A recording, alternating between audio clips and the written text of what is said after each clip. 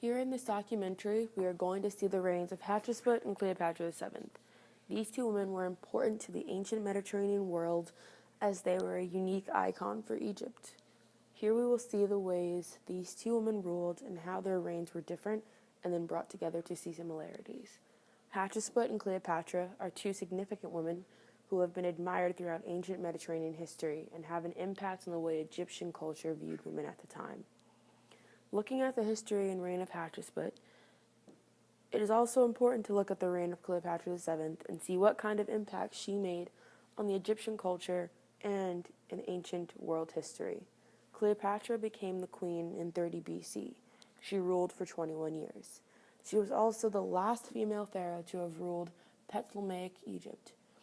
Historians have said through numerous amount of documents that Cleopatra had ruled along the side of her father and then her two brothers, whom she married one of them later. She had married Ptolemy XIV to be a part of the Egyptian culture. After ruling with her brothers, she became a solo ruler and carried out the throne alone. She had a legacy throughout history for being a successful woman pharaoh, well-educated, could speak various languages, and is also well known for her relationships with Julius Caesar and Mark Antony. One major conflict that had occurred during her reign was to maintain power in Egypt. As once being co-rulers with her brothers and having a family history in the Ptolemaic dynasty, she had used many strategies and tactics that helped her maintain power through the structure of building an army and gaining allies with Rome. Historians have said that for Egypt to be strong and powerful, their leader needed to be successful and powerful as well, and that is what Cleopatra did. She is known for manipulating her powers to have affiliations with Caesar, to successfully ally with Rome, to create a stronger power for herself, but also within Egypt. Cleopatra had used her sexuality and desired to work her ways between Julius Caesar and Mark Antony to get her ties politically and alliances to be better off her title as female pharaoh and queen of Egypt. Toward the end of her reign, she was exiled out of Egypt due to her brothers. Even though she had been forced out of Egypt, she had went to another place and yet was still considered royalty with an upper hand and used strategy and tactics to create another army to attack on her brother who had forced her out of Egypt. Hatshepsut was on the rise from princess to queen, but also became an historical figure as she was the first woman pharaoh to rule. Her rule and time of reign came in 1546 to 1446 BC, when her husband Thutmose I passed away. She had crowned herself not only as queen, but also the king of Upper and Lower Egypt. Her power and reign over Egypt has been measured as successful and peaceful by avoiding war as much as possible. Her rise to the throne, though against ideals of the time, might have inspired others, such as Cleopatra.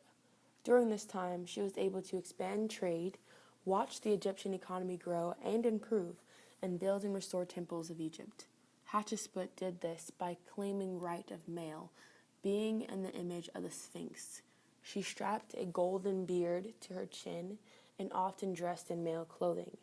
Since Thutmose III was still a young child, Hatshepsut believed he could not run both Upper and Lower Egypt alone, and soon crowned herself co-pharaoh.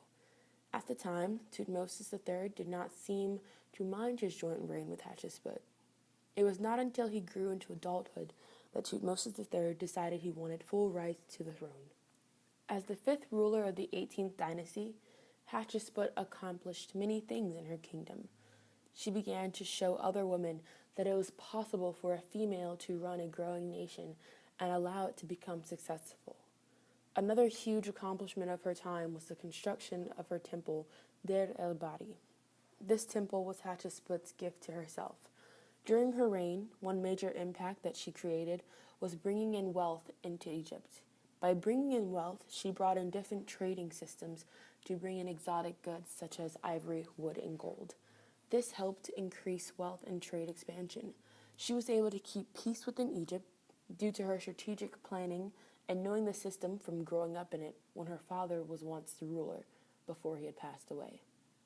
Hatshepsut, as we know through readings and evidence, ruled because it was her destiny and was what she had been taught to do. Dressing as a man, Hatshepsut tried to hide the fact that she was a woman. Cleopatra, on the other hand, dressed flamboyantly as a woman, in all the styles of the time. Cleopatra also seemed to rule only to rule. She enjoyed the benefits of being queen and looked to her role to better herself. In addition, unlike Hatshepsut, Cleopatra relied on men for assistance during her reign. The position of women in Egypt was a unique one. Women were allowed many of the same economic and legal rights as men.